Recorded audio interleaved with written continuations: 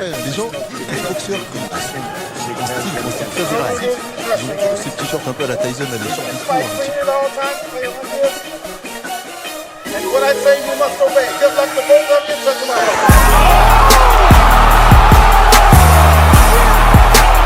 Et là, Maïva, c'est son milieu. Ouais, magnifique crochet.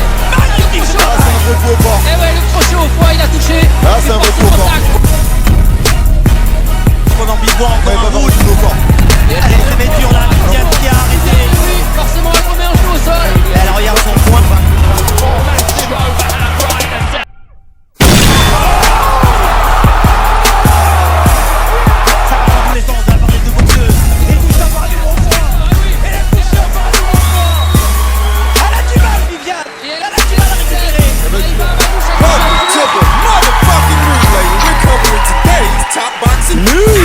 Okay, we'll start with this. Well, Lomachenko's manager has this to say. Lomachenko battled shoulder pain in lead up to Teofimo Lopez fight. Lomachenko previously had surgery on his right shoulder in May of 2018.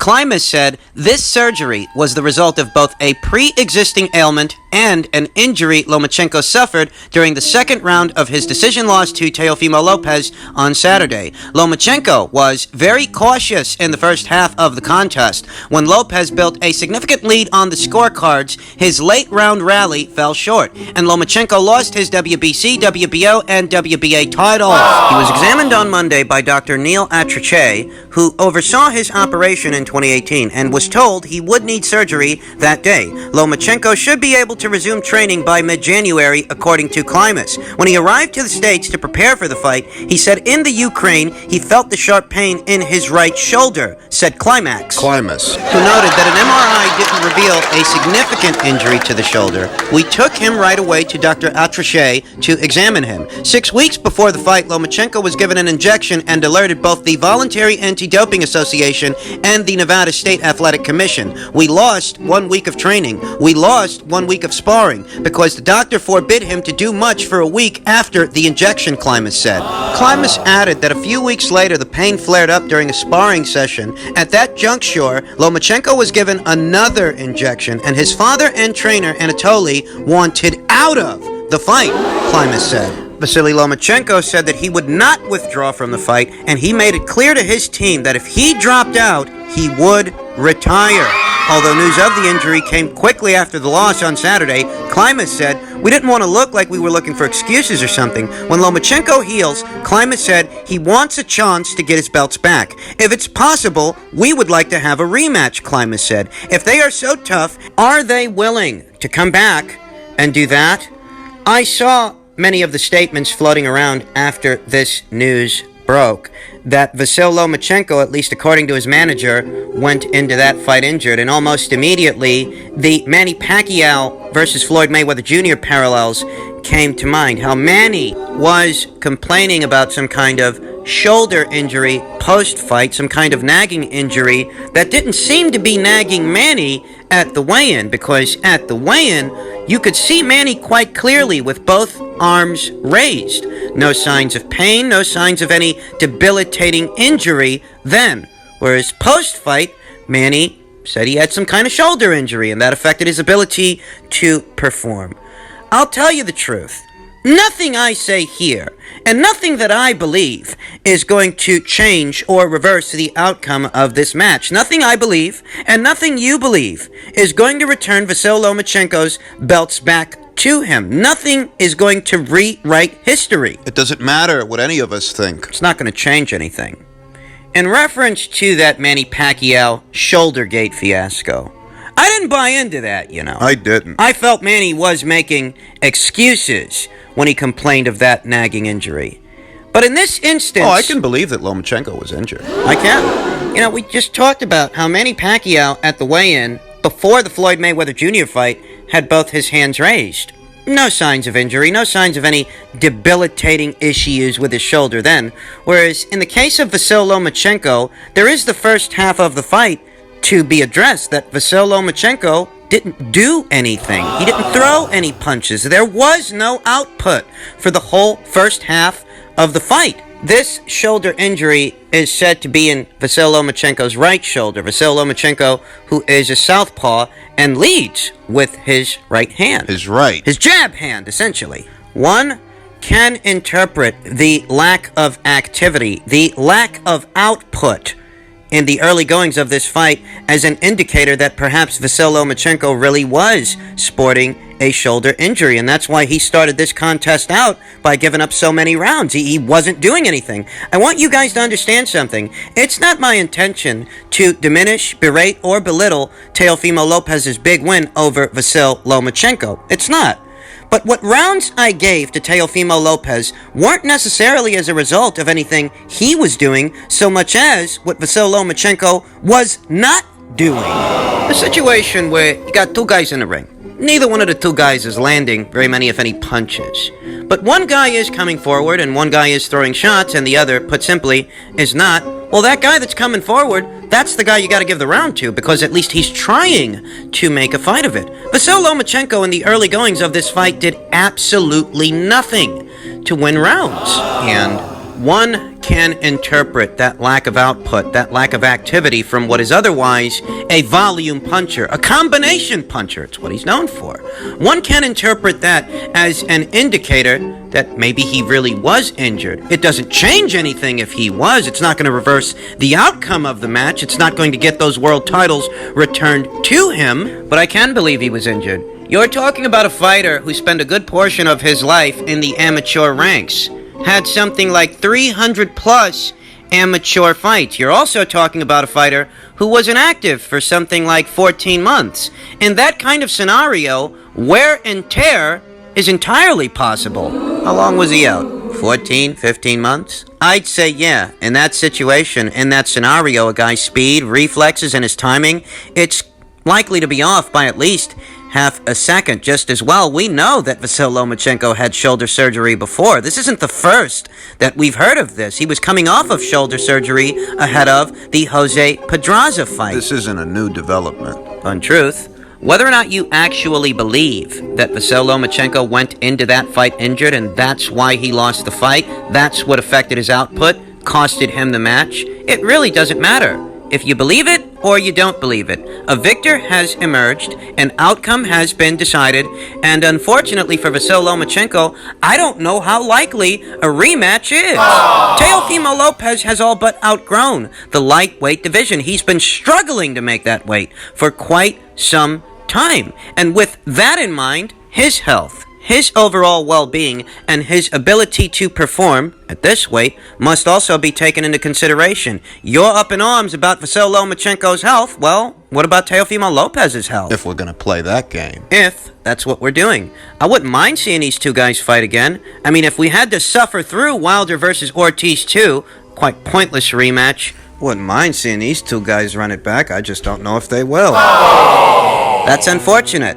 But right now, I think you'd be hard-pressed to find very many people out there playing Vasyl Lomachenko a violin as a result of his injury. When we have seen fighters in the past battle through injuries and subsequently secure the victories. I mean, this has happened several times in the annals of boxing history just as well. Vasyl Lomachenko was characterized as a once-in-a-lifetime fighter on the scale of a Muhammad Ali, on the scale of a Floyd Mayweather Jr. I can recall several instances the last couple of years where people talked this guy up to the point where they thought he'd beat Floyd Mayweather Jr. Remember that? At 135 pounds. Remember that?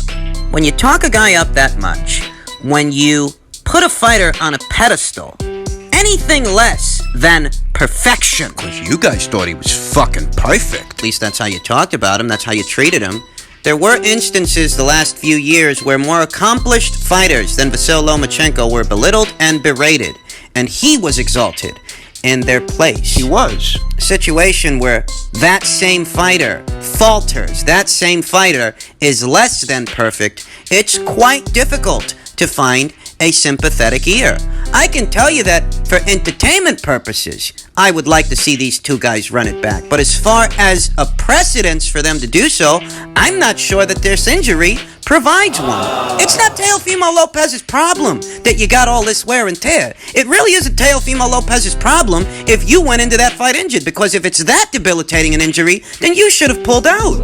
Oh, granted, that would have been met with some outrage from the boxing community and the boxing pundits, but comparatively, that would have been the lesser of two evils, wouldn't it? Because had you pulled out, at least you'd still be in possession of your world titles and there wouldn't be another loss in the column of your record. I find Vasyl Lomachenko's situation unfortunate because this is a fighter who's exhibited a lot of character over the years throughout his career. All he wanted to do was fight the best, the very best that were out there. That's why he was willing to fight another world champion like himself off a 14, 15-month layoff. How many other fighters here today would have done that? His character is why I believe him. His character is why I believe his team when they say the guy went into the fight injured. It's just that, okay, you were injured. And? That don't guarantee you a rematch. If you wanted that kind of a guarantee, that should things not go your way in this Teofimo Lopez fight, you would have incorporated a rematch clause into the contract. You would have fought for that bit of leverage. But you guys went into negotiations, and you guys didn't opt for a rematch clause. You didn't put that in there. That safety net. So, whose fault is that? If the story is exactly the way that Igis Klimas says it is, Anatoly Lomachenko wanted to pull Vasyl out of the fight, and Vasyl Lomachenko, in spite of the injury he suffered, chose to fight on anyway.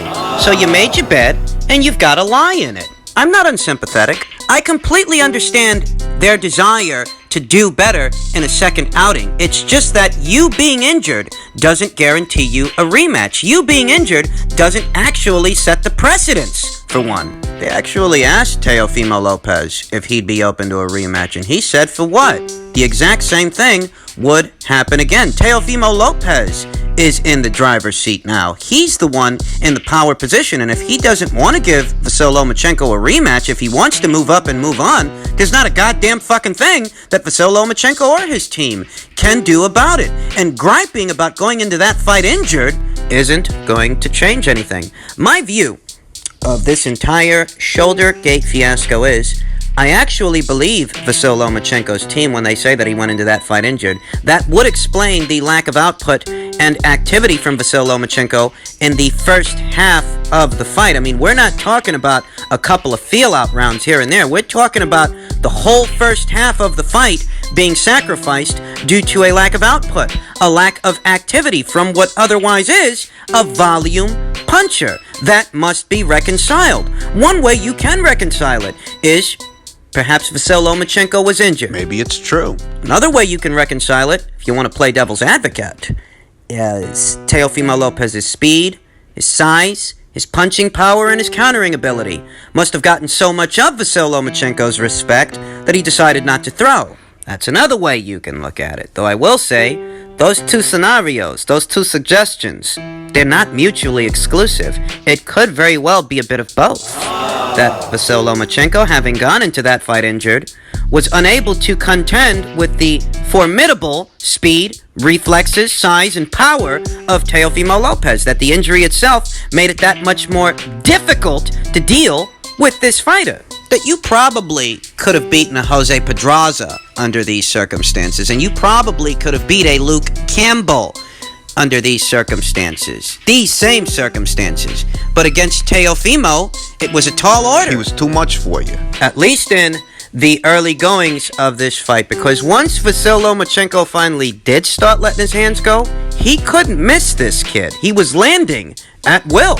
Perhaps that rally in the second half of the fight was coming from a feeling of desperation, that Vasyl Lomachenko could feel the fight slipping away from him and the lightweight crown slipping away from him. Maybe that's how you can explain and thereby reconcile that once Vasyl Lomachenko did start throwing punches, he wasn't missing.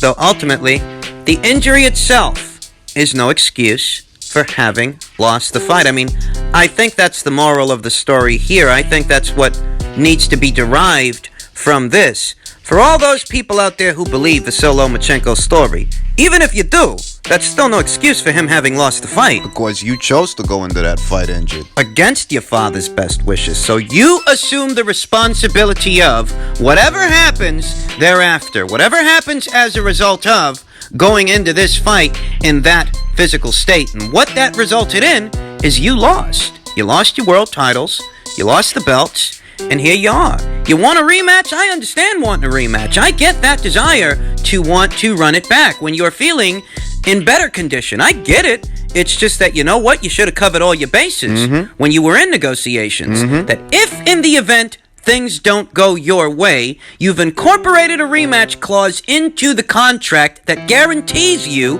that safety net. Nobody on your team did that. Nobody on your team put a rematch clause into the contract. So here we are. Protect yourself at all times. Apparently, Vasyl Lomachenko's team failed to do that in negotiations. Thus, the situation itself is explanatory, and they are at the mercy of Teofimo Lopez as to whether or not he even wants to run it back, though it sounds like he doesn't. I'll say it again. I've seen some pointless rematches in my time as a connoisseur of this sport. Stevenson versus Fanfara 2, quite pointless. Wilder versus Ortiz 2, also quite pointless. Santa Cruz versus Mares, the sequel that no one was asking for. In light of these pointless rematches, I certainly wouldn't mind seeing Vasyl Lomachenko and Teofimo Lopez locking horns for the second time. I think there's a lot of intrigue in there, and I think this recent revelation, this development, that Vasyl Lomachenko may have gone into the first fight injured, might make the second fight an even bigger fight, as people will tune in to see whether or not Vasyl Lomachenko was telling the truth. Can he right that wrong? Or was he just making excuses the way that Manny Pacquiao made excuses after the Floyd Mayweather Jr. fight?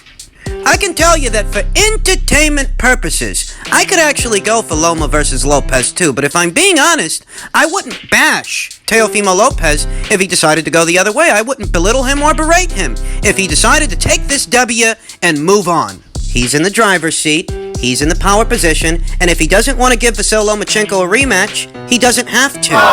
It's not his job to ensure that Vasyl Lomachenko is in tip-top shape going into a fight. That's not Teofimo Lopez's responsibility.